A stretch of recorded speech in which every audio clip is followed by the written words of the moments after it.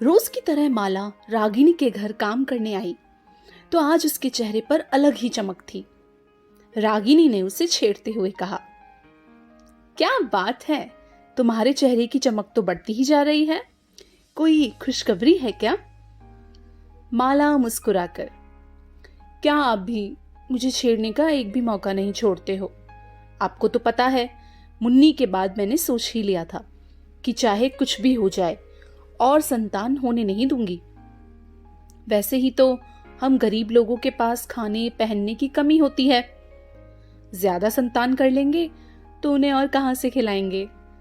अब तो हमारी जिंदगी का एक ही मकसद है, मुन्नी को पढ़ा लिखा कर एक अच्छा इंसान बनाना है, ताकि वह भी हमारी तरह घर पर झाड़ू पोछे ना करे।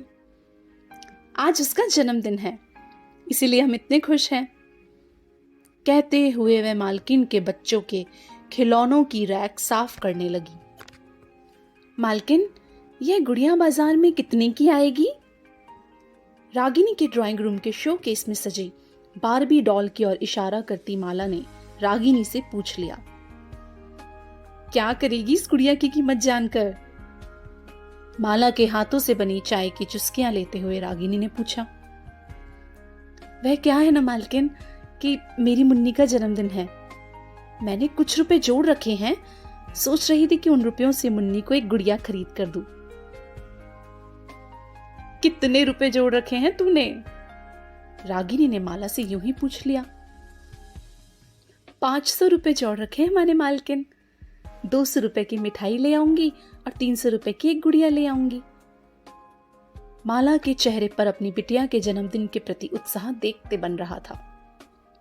माला के चेहरे को निहारती, उसके भीतर उमड़ती खुशी का अंदाजा लगाती रागिनी को वह दिन याद आ गई जब वह अपनी बिटिया सौम्या के जन्मदिन पर ऐसे ही उत्साहित हो उठती थी। तरह तरह के पकवान और मिठाइयों की खुशबू से पूरा घर महक उठता। सैकड़ों मेहमान आते और जन्मदिन की शुभकामनाओं के साथ साथ नन्ही सी सौम्या को तरह तरह के तोहफे भी दे जाते। लेकिन हर बार अपनी बेटी सौम्या के जन्मदिन पर सबसे महंगा तोहफा तो रागिनी ही खरीद कर लाती थी। रागिनी को याद है, सौम्या के 5वें जन्मदिवस पर उसने एक काफी महंगी बारबी डॉल खरीदी थी, जो वर्षों बीत जाने के बाद भी उसके ड्राइंग रूम के शो केस में सजी थी। आज उससे खेलने वाली गुड़िया खुद बाल बच्चों वाली हो गई। अब कोई इन खिलौनों की तरफ देखता भी नहीं। उसी ने अपने बच्चों की बचपन की याद समझकर इन खिलौनों को सहेज कर रखा था। आज उसी बारबी डॉल की कीमत अचानक उसकी घरेलू सहायिका माला उससे पूछ रही थी। बताइए ना मालकिन, कितने की आएगी ये गुड़िया? बहुत वर्ष हो गए इस गुड़िया को खरीदे हुए, कीमत याद नहीं है। रागिनी ने माला को टालना चाहा, लेकिन माला उसे बताने लगी। याद है मालकिन, एक दिन मैं मुन्नी को यहां लेकर आई थी। हाँ, लेकिन अब तुम उसे यहां क्यों नहीं लाती? मालकिन, यहाँ आपके शोकेस में सजे ढेर सारे खिलौने देखकर वह मचल उठती है। उस दिन उसने यह गुड़िया देखा था और मुझसे जिद कर बैठी कि उसे ऐसी ही गुड़िया से खेलना है।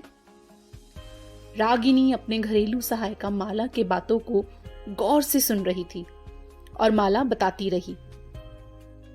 उस दिन मैंने उसे यह कहकर समझा दिया था कि उसके जन्मदिन पर मैं उसे ऐसी ही गुड़िया लाकर दूंगी, और उसी दिन से वो ऐसी उम्मीद लगाए बैठी है।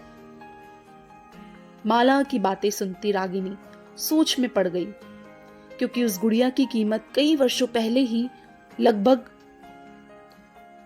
1000 रुपए से भी अधिक थी, और बरसों बीतने के बाद तो उसकी कीमत बाजार में शायद दुगनी से भी अधिक हो चुकी होगी।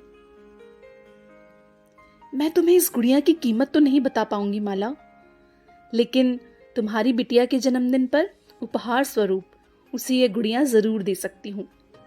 यह कहते हुए रागिनी ने शोकेस के शीशे को खिसकाकर हाथ बढ़ाकर उस बारबी डॉल को शोकेस से बाहर निकाल लिया।